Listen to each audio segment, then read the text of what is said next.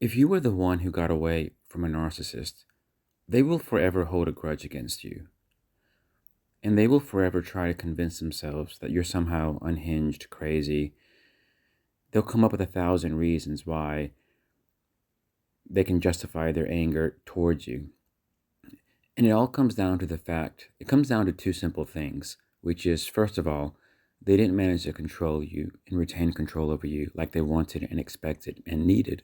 And also, they underestimated you and couldn't really accept, believe, fathom the idea that you moved on, that you're happy without them, and that you're doing better than them. When narcissists lose control of people, and those people are actually doing better than them, then it's this permanent injury that just reinforces this whole feeling of shame, inferiority, worthlessness. It keeps their insecurities at the forefront. And what that means is they need to somehow process all of those feelings, which of course they cannot do. So the narcissist's only escape valve for all that inner negativity and turmoil and just chaotic thinking, emotional volatility, is the next important people that they have in their life, like their future supplies, their future partners, and also just other people who are an active part of their life. They tend to punish those people for the anger they feel against you. They will punish their future partner, their future, even if they have family, future children and stuff, for the anger they feel against you. Because narcissists, they don't know how to let things go very easily. They don't know how to process things. On the surface, narcissists can pretend they've moved on. They pretend they've accepted. But all they're doing is they're just suppressing these feelings for as long as they can soon after the event.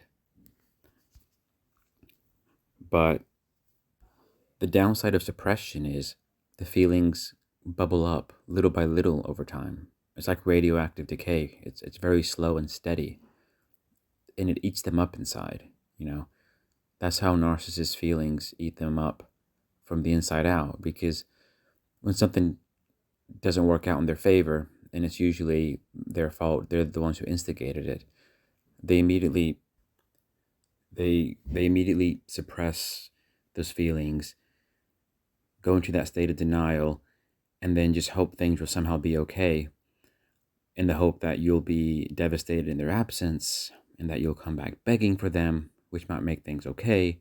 But when you're not devastated in their absence and you're not begging for them, then they're not getting that reinforcement from you that they wanted. And then over time, those suppressed feelings and that sense of denial which they've entered into, that state of denial, it slowly reaches the surface when they realize that actually they pushed somebody away who they were not ready to live without. They pushed somebody away who was actually more valuable than they gave them credit for. They push somebody away who actually doesn't need the narcissist as much as the narcissist needs them. And that's probably one of the key things is narcissists, they try to tell themselves a story that you need them more than they need you, but nothing could be farther from the truth. But they still want you to believe that story. But anyway, when you have all these things coming together and you're the one who got away, then over time, these feelings that they've suppressed at the beginning inevitably come to the surface, and then narcissists don't know how to deal with it. And then so many times they've pushed you away to the point of no return, which just means that they have these unprocessed emotions that just continue to eat at them. Narcissists are notorious for making bad decisions, decisions that self-sabotage. And then they expect to be able to destroy the people around them to give them that feedback where they can feel satisfied of the destruction they've caused, to kind of override those suppressed feelings, to override any potential sense of remorse or guilt. Because narcissists hope that, well, they hope that they can break you so bad that you'll never have anything to offer them or anyone again. But what so often happens is that that person who gets away is doing well without them and thriving without them, and importantly, doesn't want them back and isn't looking back at them. Then they just can't accept that reality. They can't accept that you moved on.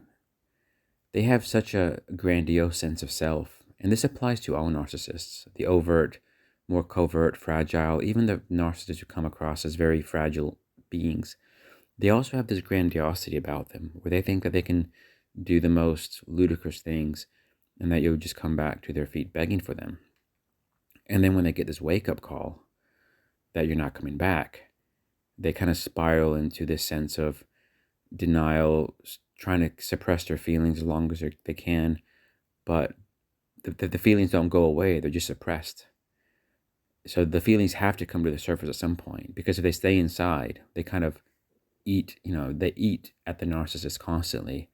And so a lot of people say that it's these suppressed emotions, these negative suppressed emotions, that if you don't process them, then these are the things that can cause over time all kinds of illness. It starts off with like mental instability, anxiety, and so on. And then when you hold negativity for too long, it can end up causing things like cancer and other diseases, because your physical and mental well-being is connected. Sorry, your mental, emotional, psychological well-being is connected to your physical well-being. And the more you spend your time in a state of just pure negativity, that starts to have ramifications on your physical body.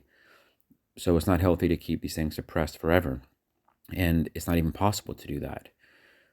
So it is when these feelings start to come to the surface that narcissists, the way they process it is by punishing people around them.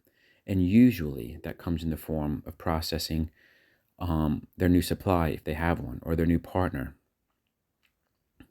And it's almost like when narcissists see somebody else they're interested in, they have this kind of limited time frame, which is they know they can only play the card of the love bombing for a relatively short period of time, because narcissists cannot really stay kind of infatuated with somebody very long after they've gone through many cycles of crazy exes and so on.